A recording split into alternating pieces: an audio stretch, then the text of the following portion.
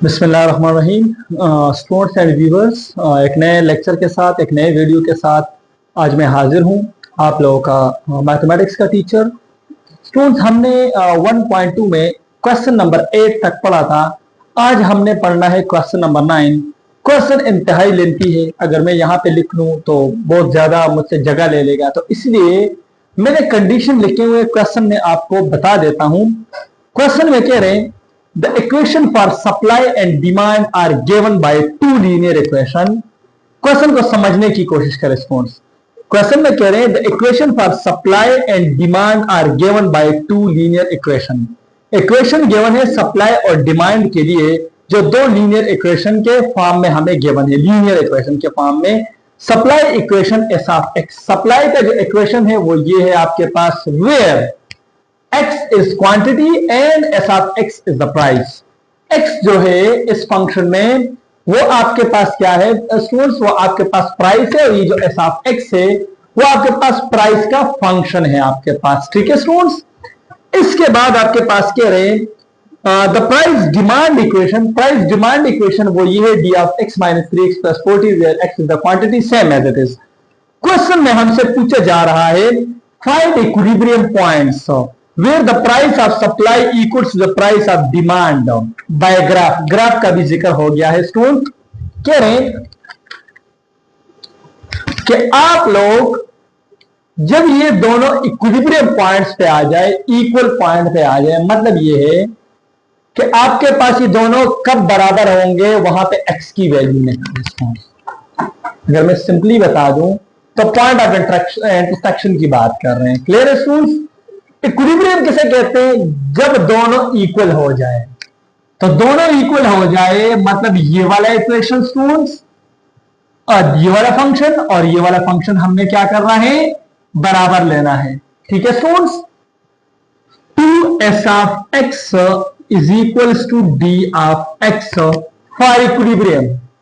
यहां पे आ जाएगा 2x plus 10 is equals to -3x plus 40।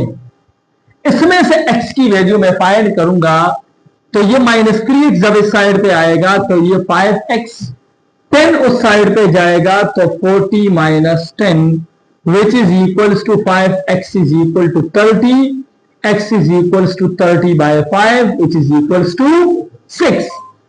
अब ये आपकी मर्जी है, ये जो x की वैल्यू है ये किसी एक में पुट कर लें तो आपके पास क्या आ जाएगा, आपके पास उसकी प्राइस वगैरह आ जाएगी। अभी कैसे, एस ऑफ एक्स में अगर मैं पुट कर लूं, एस ऑफ एक्स की जगह 6 पुट कर रहा हूं तो 2 मल्टीप्लाई 6 से आएगा स्टूडेंट 12, 12 प्लस 10 से हमारे पास आएगा 22। तो आपके पास ये जो आंसर हमारे पास आया है स्टूडेंट्स, तो ये इसका इक्विलिब्रियम पॉइंट ये होंगे, इस पॉइंट पे ये क्या होंगे, दोनों बराबर होंगे आपके पास। तो ये आपके पास इसका जो आंसर आया वो ये आया, S of X and to price is equals to, X की वैल्यू क्या आई है, 6 आई है, और आपके पास प्राइस कितना आया है 22। मतलब 6 क्वांटिटी के लिए हमें कितना प्राइस चाहिए, 22 चाहिए स्टूडेंट। क्लियर हो गया? किसी को इसमें कोई मसला हो तो आप मुझसे कमेंट करके मुझसे पूछ सकते हैं। अगेन रिक्वेस्ट है कि मेरे इस नए पेज को फॉलो करें और फिर यूट्यूब को लाजमी जो है ना सब्सक्राइब करें और बेल का आइकन दबाए स्टूडेंट्स। ठीक है? अच्छा स्टूडेंट्स, इसके बाद इसका ग्राफ है तो वो बहुत आसान है, हमने पढ़ा है 2x प्लस 10 का आपने बराबर 2x प्लस 10 को y के बराबर ले लें, उसमें x की वैल्यू पुट किया करें, y की वैल्यूज आएगी।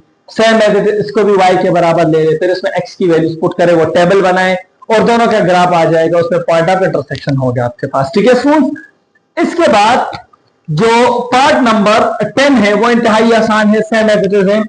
पार्ट नंबर 11 भी इंतहाई आसान है स्टूडेंट्स। पार्ट नंबर 11 में सिर्फ यहां पे समझा देता हूं आप लोगों को। पार्ट नंबर 11 जो है स्टूडेंट्स वो क्या है आपके पास, कह रहे हैं कि आपके पास एक फंक्शन गिवन है x square minus 7 x plus 12, दूसरा गिवन है x इंटू एक्स माइनस 3। दो फंक्शन गिवन है, ए गिवन है एफ ऑफ एक्स की value x square minus 7x और प्लस 12 कह रहे हैं ये दो आपके पास स्टोन्स है।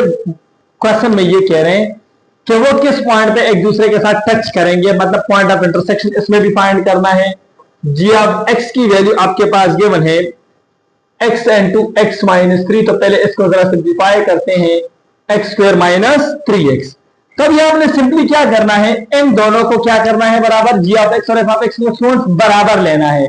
उसमें से x की वैल्यू आ जाएगी, x की वैल्यू को किसी एक में पुट करना है तो आपके पास y की वैल्यू आ जाएगी और ये आपके पास पॉइंट ऑफ इंटरसेक्शन हो गया। और इन दोनों का ग्राफ आपने ड्रा करना है। सिंपल, इसका भी पैराबोला होगा, इसका भी पैराबोला होगा। कैसे करते हैं वो आपको मैंने पहले वीडियोस में दिखाए हैं, जो आप देख सकते हैं उसको यूट्यूब पे भी और मेरे फेसबुक के प्रोफाइल में भी आप देख सकते हैं। इस पेज का नहीं है क्योंकि ये पेज मैंने अभी नया बनाया हुआ है, तो इसको बार बार करो, अपने दोस्तों के साथ भी शेयर करें स्टूडेंट्स, ठीक है। यहां तक किसी को कोई प्रॉब्लम हो तो आप मुझसे पूछ सकते हैं। इसके बाद हमने स्टार्ट करना है एक्सरसाइज 1.3 इंशाल्लाह, ठीक है students. Thank you so much.